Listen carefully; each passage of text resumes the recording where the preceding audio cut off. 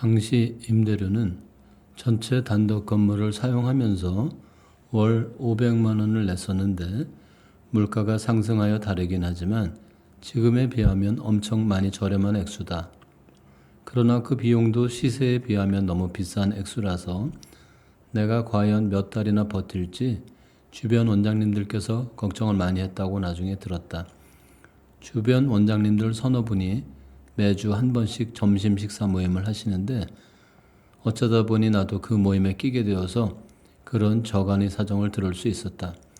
젊은 의사가 들어와서 그 많은 비용을 내고 과연 유지할 수 있을지 걱정이라고 하였다. 알고 보니 내가 인수한 병원에서 얼마 떨어지지 않은 곳에 이미 자리를 잡고 분만을 많이 하던 병원이 있었다. 당시 그 병원은 단독 건물도 아니고 한 층만 임대하여 쓰던 병원이라 나는 크게 신경을 쓰지 않았는데 오산이었다. 병원을 인수하고 2년인가 되었을 때쯤 그 병원은 바로 옆에 시장을 낀 넓은 부지를 사서 상당히 큰 건물을 올렸다. 이름도 김땡땡 산부인과에서 인정병원으로 바꾸면서 갑자기 덩치가 커졌다. 은평구에서는 그 당시도 그랬고 지금도 분만을 가장 많이 하는 병원이다. 복싱으로 치면 같은 체급인 벤텀급 선수끼리 경기를 하다가 어느 날 갑자기 헤비급 선수와 맞붙어 싸우는 기분이 들었다. 그 당시는 출산율이 지금처럼 낮지 않아서 월 분만이 대략 20여 명에서 30여 명 정도였다. 옆에 있던 김땡땡 산부인과는 나보다 대략 2배 정도 분만을 많이 했던 것으로 짐작하고 있다. 그 원장님은 나보다는 나이가 몇 년 위였다. 간혹 의사의 모임이 있으면 만나서 대화를 나누는 등 그리 사이가 나쁘지는 않게 지냈던 편이다. 내 생각은 옆에 있는 같은 업종의 병원은 분명 경쟁자이며 누구는 더 앞서가고 누구는 뒤처지게 마련이지만 선의 경쟁을 하여 결과를 받아들이면 된다는 생각이었다. 상대 선수의 앞길에 물 웅덩이가 있으면 피하라고 알려주고 나도 마찬가지의 조언을 받을 수 있다면 좋겠다고 생각했다. 물론 다른 의사들도 그렇게 생각하는 것 같지는 않다. 어느 지역에서는 옆의 병원에서 진료받다 오는 환자에게는 먼저 병원의 의사를 심하게 깎아내리는 말을 하는 경우들이 종종 있다고 들었다. 잘못된 대응이다. 옆의 병원 의사를 친구나 동지라고 할 수는 없지만 적이나 원수라고 생각하지도 않는다. 그저 선의 경쟁을 벌이는 동시대 사람일 뿐이다. 병원 1층은 외래, 2층은 분만실과 수술실, 입원실, 그리고 병원 3층은 우리 식구가 모두 함께 사는 살림집이고 직원 숙소는 병원 1층에 있었다. 그때는 식사도 살림집인 3층에서 전 직원이 함께 먹고 해서 한 식구와 다를 것이 없었다. 아내는 당시 접수 일을 보고 있었고 손이 모자랄 때는 수술의 보조를 하기도 하였는데 이는 개업 무렵에 간호조무사 자격을 따두었기 때문에 가능한 일이었다. 아내를 제외하고는 직원은 3, 4명 정도에서 주방과 세탁을 함께하는 여사님이 한 분 있었다. 진료나 분만을 돕는 직원들은 간호사는 거의 없고 대부분 간호조무사들이라 나이가 20대 초반이거나 많아야 30대 초반으로 젊은 나이였다. 대학병원의 경우 간호사들이 환자나 산모의 처치나 간호를 맡지만 개인의 산모와 환자 간호는 간호조무사들이 맡는 것이 일반적이다.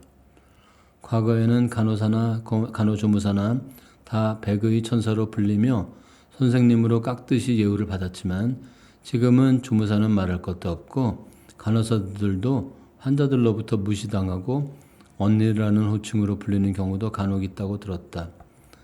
상호 존중의 정신이 의료계도 마찬가지로 중요하다는 생각인데 어디 가나 진상 손님은 있게 마련이다.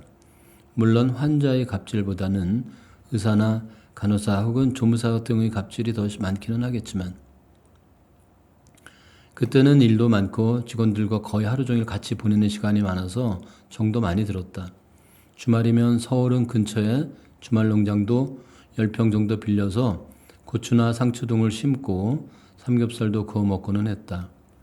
북한산 입구의 산성마을까지 함께 나들이를 가기도 했다. 지금은 회식이라는 이름으로 직원들의 주말 시간이나 휴일 시간을 빼앗는 상사는 아마 갑질 상사로 SNS에 올라가기 십상일 것이다.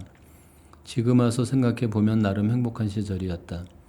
당시 내가 자리기 전에는 그만두지 않고 병원에 뼈를 묻겠다고 말한 직원도 있었다.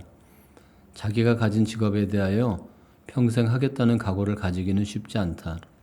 더군다나 보수가 아주 높거나 의사나 변호사 같은 전문직이 아닌 직종들에서 평생 직장으로 생각하기는 어려운 일이다.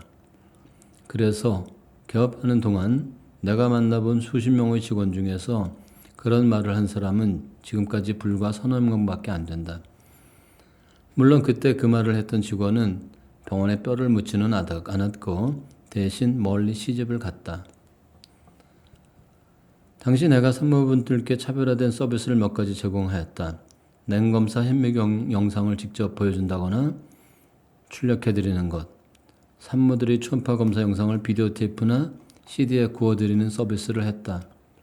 출산하고 나면 아기 사진은 폴라로이드 카메라로 찍어서 드리기도 했고 나중에는 컬러 프린터로 출력해드렸다. 그러나 정작 나나 직원들의 사진은 많이 남겨두지 못해서 아쉽다. 몇 장 있지 않은 당시 사진을 앨범에서 꺼내어 보니 불과 엊그제 같은데 벌써 20년도도 지났다. 앨범을 뒤져보니 개업하고 몇 년 되지 않았을 때 아내와 직원 그리고 아이들과 북한산이나 주말농장에 가서 찍은 것들이 몇 장 있다. 사진을 보니 직원들은 이제 보지 못하니 비교해 볼 수는 없지만 나나 아내는 세월의 힘이 많이 느껴진다. 그때도 내 허리춤에는 예외 없이 삐삐라고 불리는 페이저가 달려 있었는데 그때 삐삐가 지금은 휴대폰으로 바뀐 것을 제외하고는 달라진 것이 없다. 무뚝뚝한 모습도 변함이 없다. 개업체에 함께 일했던 서너 명의 직원들 중 한 명은 땅끝 마을로 시집을 갔고 10여 년 전 한번 잠깐 만나보았다.